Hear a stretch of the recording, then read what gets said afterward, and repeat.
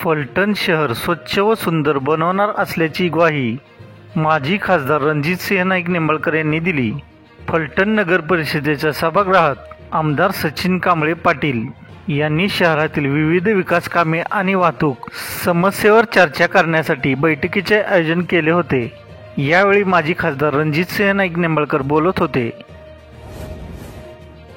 खटाव तालुक्यातील पुसेगाव येथील सेवागिरी महाराजांच्या यात्रेनिमित्त दिनांक 24 डिसेंबर ते 4 जानेवारीपर्यंत बैल बाजाराचे आयोजन केले आहे। जातिवंत खिल्लार जनावरांसाठी पश्चिम महाराष्ट्रात प्रसिद्ध असलेला हा बैल बाजार यंदा मोठ्या प्रमाणावर ट्रस्टच्या वतीने भरवणार असल्याने राज्यातील शेतकरी आणि बैलगाडी शर्यत क्षेत्रातील पर्वणी ठरणार आहे, अशी माहिती देवस्थानचे मठाधिपती सुंदरगिरी महाराज व ट्रस्टचे अध्यक्ष डॉक्टर सुरेश जाधव यांनी दिली। सातारा जिल्ह्यातील सर्व साखर कारखाने सुरू झाले आहेत, मात्र कोणत्याही कारखान्याचे ऊस दर जाहीर झालेले नाहीत। त्यामुळे आपण यशवंतराव मोहिते कृषी सहकारी साखर कारखान्याच्या माध्यमातून ऊस दराची कोंडी फोडावी, तसेच चालू हंगामात गळीतास येणाऱ्या ऊसाला एक रकमी 4000 रुपये दर जाहीर करावा, अशी मागणी बळीराजा शेतकरी संघटनेने कराड दक्षिणचे आमदार डॉक्टर अतुल भोसले यांच्याकडे निवेदनाद्वारे केली आहे। महत्त्वाच्या खात्यासाठी मंत्रिपदाकडे नजरा। सातारा जिल्ह्यातून आमदार शिवेंद्रजी भोसले, आमदार शंभूराज देसाई, आमदार मकरंद पाटील यांची नावे चर्चेत। विधानसभेच्या निवडणुकीत जिल्ह्यातील मतदारांनी 8ही आमदार निवडून दिले, त्यामुळे आता यापैकी कोणाला कोणते मंत्रिपद मिळणार याची उत्सुकता कार्यकर्त्यांना लागली आहे। कराड तालुक्यातील कोळेवाडी गावाने बॅलेट पेपरवर मतदान घ्या अशा आशयाचा ठराव काही दिवसापूर्वी घेतला होता। तोच गुरुवारी पाटण तालुक्यातील अबदारवाडीत वृक्ष संवर्धन व पर्यावरण बचावासाठी EVMवरच मतदान घ्यावे असा ठराव करण्यात आला। त्यामुळे सातारा जिल्ह्यातील कराड तालुक्यातील कोळेवाडी आणि पाटण तालुक्यातील अबदारवाडी आता चांगलीच चर्चेत आली आहे।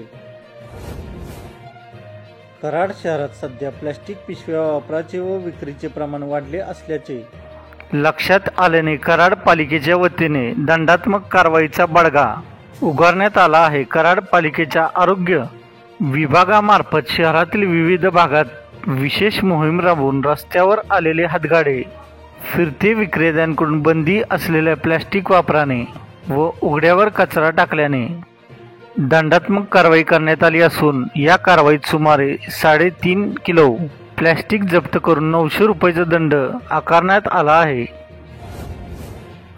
मुंबई पोलीस दलात सहाय्यक पोलीस उपनिरीक्षक या पदावर कार्यरत असलेले तारळे तालुका फलटण येथील महेंद्र दत्तात्रय जाधव यांचे पोलीस प्रशिक्षण दरम्यान हृदयविकाराच्या झटक्याने निधन झाले।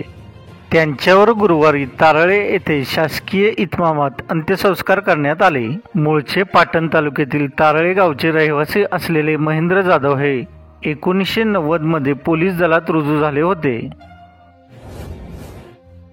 महाराष्ट्रासह इतर राज्यातील लाखो भाविकांचे श्रद्धास्थान असलेल्या वाई तालुक्यातील मांढरदेव येथील श्री काळूबाई देवीची यात्रा जवळ आली आहे। ही यात्रा 12, 13 व 14 जानेवारी रोजी भरणार असून यात्रा व उत्सव एका महिन्यावर येऊन ठेपला आहे। फलटण तालुक्यातील कुळकी येथे सातारा जिल्ह्याचे पालकमंत्री म्हणून आमदार जयकुमार गोरेंच्या नावाचे लागलेले बॅनर ही फलटणमधील माझ्या कार्यकर्त्यांची भावना आहे। या भावनेचा मी आदर करतो, असे प्रतिपादन आमदार जयकुमार गोरे यांनी केले।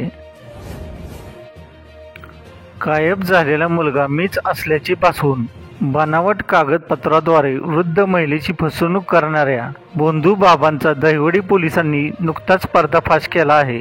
संबंधित भोंदूबाबाचे नाव एकनाथ रघुनाथ शिंदे, राहणार ओझर बुगा, तालुका जामनेर, जिल्हा जळगाव असे असून त्यास शिंदी बुद्रुक, तालुका मान येथून जेरबंद करण्यात आले आहे। या घटनेमुळे तालुक्यात एकच खळबळ उडाली आहे। सातारा शहरामध्ये एक धक्कादायक घटना घडली आहे। सातारा शहरातील कन्या शाळेमध्ये इयत्ता 10वी मध्ये शिकत असलेल्या मुलीचा खेळताना पडून दुर्दैवी मृत्यू झाला आहे। कन्याशाळा यादवगोपाळ पेठ या ठिकाणी राहत असलेली ही विद्यार्थिनी, तिचे नाव अक्षदा देशमुख असे असून ती 15 वर्षाची होती. सातारा शहरातील कन्याशाळा या नावाने प्रसिद्ध असलेल्या शाळेच्या वेळेत कबड्डीचा सराव करत असताना ही घटना घडली. सातारा जिल्ह्यात लाडक्या बहिणींचे 4821 अर्ज अपात्र, निकषानुसार तपासणी सुरू. 8,19,000 महिला झाल्या लाभार्थी. मुख्यमंत्री माझी लाडकी बहीण योजनेच्या निकषानुसार आता तपासणी सुरू असून त्यानुसार निकषात अपात्र ठरलेल्यांची निकषानुसार कागदपत्राची पूर्तता करून घेण्याची प्रक्रिया सुरू आहे.